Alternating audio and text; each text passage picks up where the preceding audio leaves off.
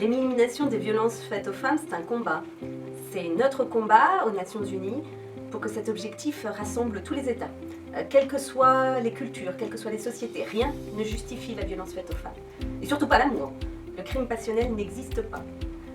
C'est un combat intime aussi pour chaque femme, chaque victime, qui passe par le témoignage et la justice. Il faut mettre fin à l'impunité. C'est un combat aussi qui est le tien, mari, partenaire, chef d'entreprise, acteur politique, acteur de la société civile, pour que cesse cette pratique d'un autre âge. Il est essentiel de prendre pleinement en considération les aspects psychologiques dans les violences faites aux femmes. Il est nécessaire de garantir pour les femmes victimes de violences un accès à des services spécialisés de soutien psychologique.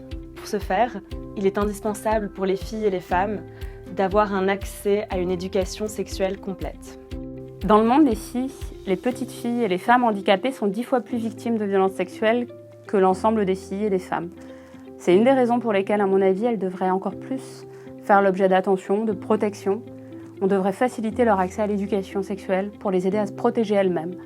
J'espère qu'un jour, les Nations Unies, je suis certaine qu'un jour, les Nations Unies le reconnaîtront. C'est pourquoi la France reste engagée dans son action diplomatique. Cet effort diplomatique de mobilisation continuera au mois de mars prochain lorsque se tiendra à New York la Commission sur le statut de la femme.